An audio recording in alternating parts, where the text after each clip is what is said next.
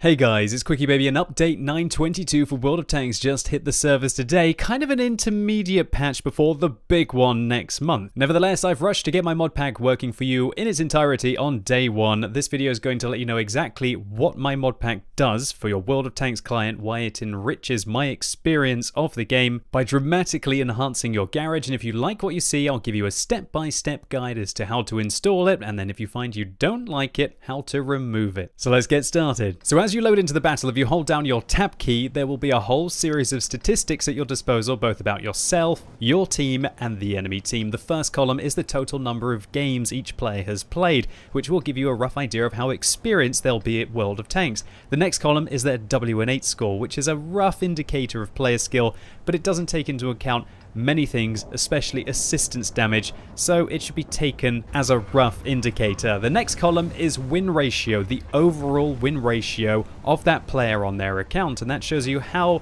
impactful I guess they can be in the majority of their games. Everything else that you see about my user interface is the standard vanilla UI that I have customized, and so use that more info icon in the top right hand corner of your screen to go through to my settings guide if you want to see the ins and outs of it. Inside the garage, my XVM configuration does a variety of things aimed to make your life simpler and especially speed how you can get into the battle. One of the most annoying things in World of Tanks is having to move your crews between vehicles. You'll see there's an extra tick box in the top left hand corner, automatically return crew, and that means that when you click on a vehicle, it will automatically put the last crew that fought in that tank. So for example, my guerrilla crew move into the E25, and maybe I want to have them in the Kruppster Waffenträger as well. They probably don't want to quite so much be in this tank, but nevertheless a single click and you're ready to go. When you start to have a few tanks like me, it's also really annoying to have to demount and remount binocular telescopes and your camouflage net onto your vehicles, then move them onto the next tank. Once again, my mod pack does this in a single click. There we can see the Scorpion has its camo net and the binoculars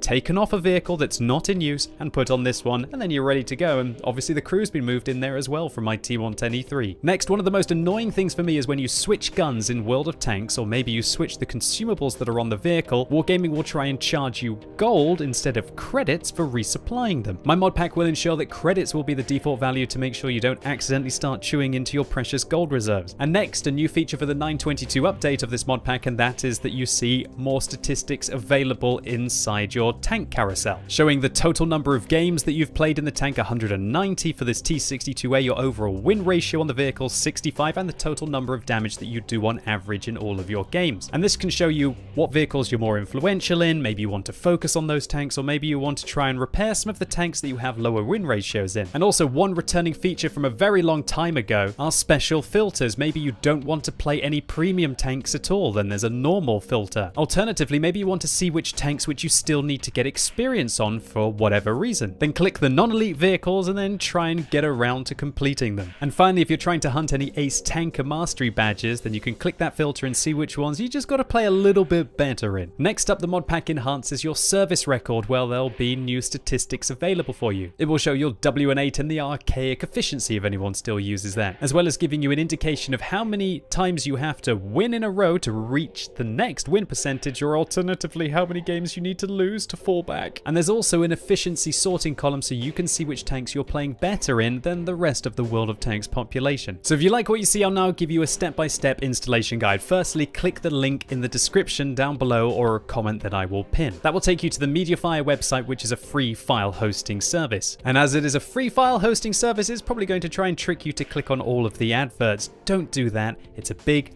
green download button that says 7.27 megabytes for the download file. Now, of course, that number might slightly change in future versions of this mod pack, but it'll probably still roughly be about 7 megabytes. Simply click that once and then it should start downloading. Now, to reduce the size of this file, it is going to be in a zipped format that contains two folders, mods and res mods. Now you want to navigate to your World of Tanks folder, and one of the easiest ways to do this is to right click your World of Tanks shortcut on your desktop and to open that file location. Next, if you want to do a clean installation of this mod pack, and I recommend you do, you want to select your mods and your res mods folder, and just to clarify, that is res mods folder, not the res folder, and you can very safely delete these two folders. Next, select the mods and the res mods folder in the zipped file that you downloaded, and then simply copy paste them into your World of Tanks folder. Next, if you want to use the statistics available inside this mod pack, then you will need to activate it on the XVM website. And if it's not in English for whatever reason, then just click the English icon. Next, you're going to have to sign in and choose the region that you play on. For me, that is the European server. You're going to be redirected to the Wargaming website, where you will have to log in on your account. Next, it'll take you back to the XVM website, and you will see your account name in the top right hand corner. Click the Activate Services button and also Update Statistics.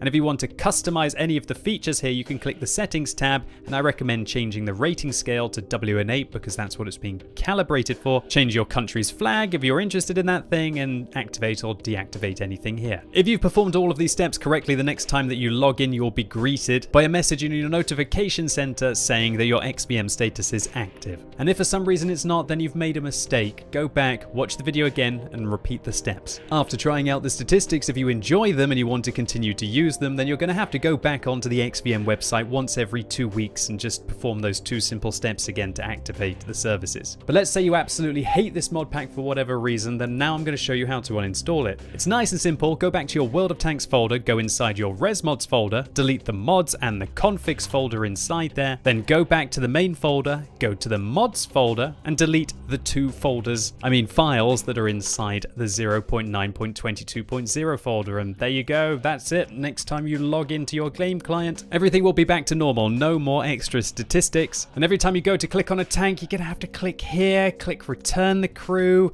Have you still got binoculars and camo nets? Maybe you're gonna have to go find them on the old vehicle, take them off, put them on again. I still don't understand why Wargaming don't just incorporate this into the vanilla client. And just be careful if you ever decide to try and change the caliber of guns on any of your tanks, because Wargaming are going to try to get you to resupply for gold. And the same thing if you want to put premium consumables on your vehicle. Just how absolutely ludicrous. It'd be the easiest change for them to make. And then I wouldn't have to do this every few weeks, right? And so that's about it, ladies and gentlemen. I hope the mod pack is of use to you. It's always been there just as a way for people to play the way that they kind of see in my videos and Twitch streams. And all that's left to do is to wish you all the best in update 9.22, whatever you get up to.